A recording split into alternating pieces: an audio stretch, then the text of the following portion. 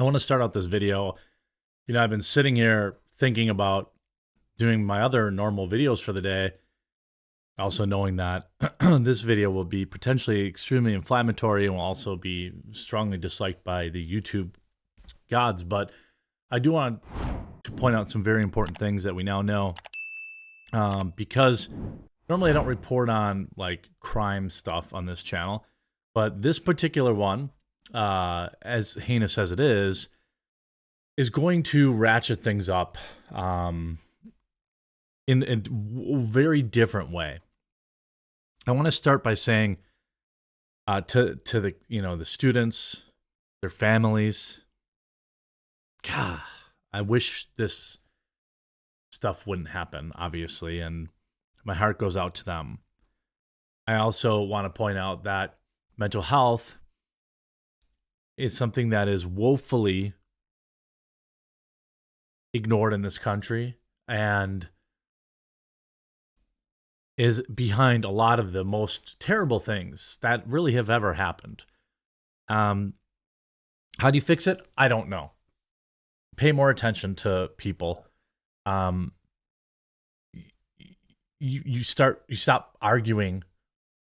Is it the tool they use? Is it the who they voted for? And you start looking at the individuals who are suffering, trying to help them, fix them. I think that is the most important thing to trying to reduce these incidents.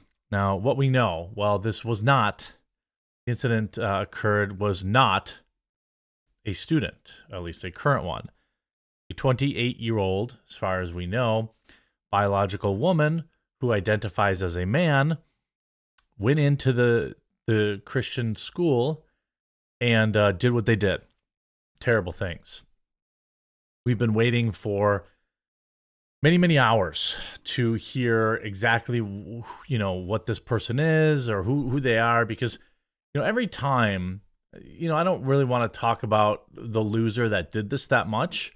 I'm going to point out some interesting factoids, but, obviously these losers are the worst kind of humans imaginable. And the things they do are the worst things imaginable. And I guess it's not surprising, right? The person that perpetrated this appears to be, a 28-year-old biological female. There's a lot of interesting pieces of information that we're going to go over. But I think what's interesting right now, first of all, mental health. That is the issue, right? Fewer soft targets. I want to give immense credit to law enforcement officers who reacted quickly and neutralized the threat, who's saving untold numbers of lives. A good guy or girl with who was armed stopped this from being far worse. There are a lot of people talking about the artwork of the person that did this. This is Audrey Hale, a freelance illustrator. Now, it may be found that they are, we aren't 100% sure what their born biology was. Everybody seems to be reporting that as a biological woman, but it's also coming out of the mainstream media. We also know that, how the mainstream media will say that it's a woman, even if they weren't biologically that. But I think, you could see interesting, books and toys, but, they use the trans flag in this. You can see a lot of child-focused artwork. There's company children's logo with the trans flag. But there's also all sorts of other stuff. So it's, we don't know for sure. But what we do know is this is not your typical situation. The other curious thing is there's an Instagram and a Facebook, I believe, that were conveniently scrubbed. Now, I don't know if they were deleted today. I'm gonna follow up with more information later on this as I find it. But we know that the Facebook and Instagram were scrubbed. We know that they held back the name for a very long time, and we know that Coulter's Law is a thing, and it's very interesting how that happened. So all that really kind of was around, confirmation of connections in case they get scrubbed. Here's LinkedIn with relevant links, Redbubble, and self-portrait from a website. There's interesting stuff here. But ultimately, this is not something that biological women do. Now, maybe we'll find out, they were on, there's all sorts of speculation. I don't want to speculate, but maybe they were, taking supplements or something like that to appear, I don't know.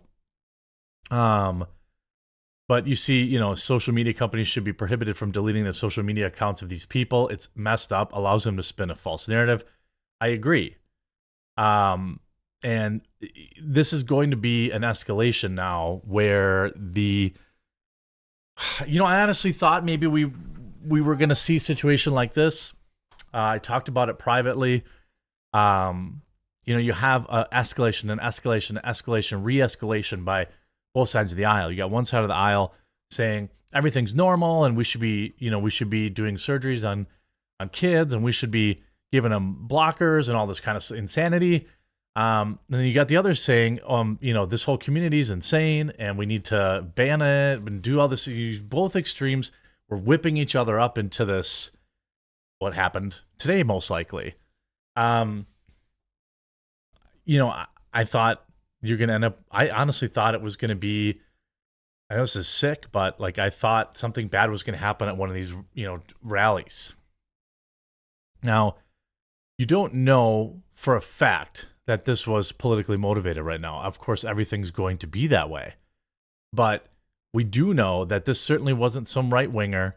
We certainly know that it wasn't some Trumper. We certainly know that, the mother had some interesting posts on Facebook that were, very left-leaning. We know that the politics of these individuals generally are one way or the other. There are messages, there are interesting posts like this, which I don't know exactly when this was from. This was from April 21st, 2022. People, it's pretty clear that this is a female trying to dress like a male. Now, I don't know if they had medically done anything. Nobody really knows that. But I think I think the important thing here is that it's still a mental health issue. And things are about to get very, very, very escalated. And, I really struggled if I was going to make a video about this because, man, I don't want to contribute to the fire, but also I feel like I can try and share some frank words to try and get people to continue to think about things with nuance.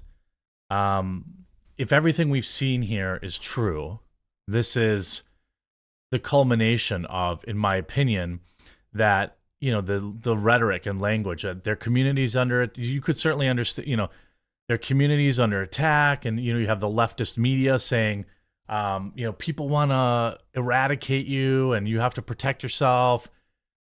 That's certainly the possibility here. And, I think that ultimately people make their own decisions, even when they are mentally deranged, and that we can't necessarily just blame the media outright, but I don't think it helps. I don't think it helps that people on the left are like, oh, they're coming for you. They're going to do all these terrible things to you, filling them with fear and anger. And I don't think that the right wing doing it is good either. There are obviously many trans individuals out there that's trying to live their life. And in this particular case, we have a long history of people who weren't trans doing terrible things like this. So, I mean, yes, the pronouns are there. Yes, it would appear that this individual is trans.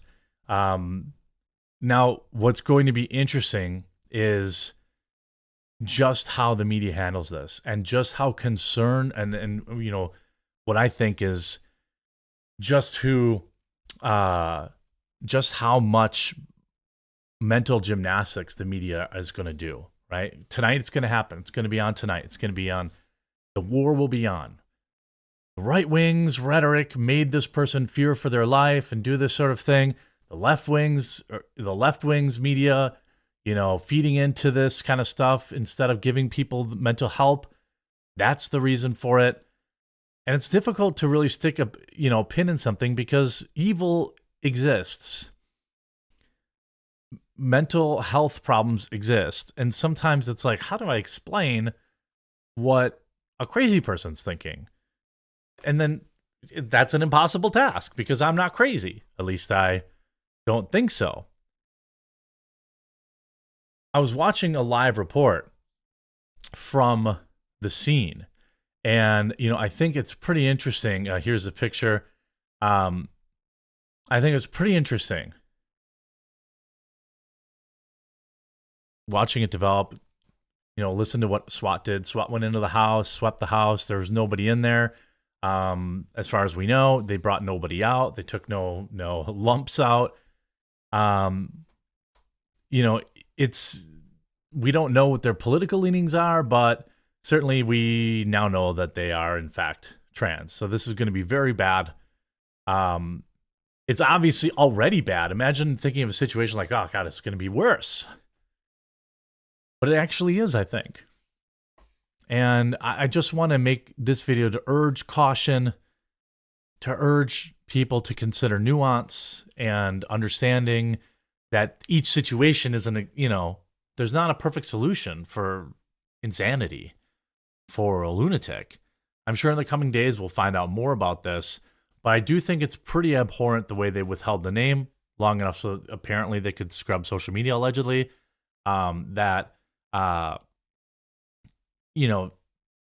news people, they obviously knew who it was if they were at their house and they had already searched their house and all this kind of stuff. To me, it's pretty clear that they withheld their name because they knew what this would mean politically. And it's going to be bad. It's going to be very bad. I can't stop it. I can't blame people for thinking the way that they want to think. But all I can do is urge some level of understanding that mental derangement affects all people differently, and it doesn't exactly choose its hosts. It's almost like a demonic possession type thing. And obviously this is bad. I'm glad that the police acted quickly and we don't have to watch this person get famous standing trial. But things are going to get very, very, very bad over the next couple of weeks. So stay safe,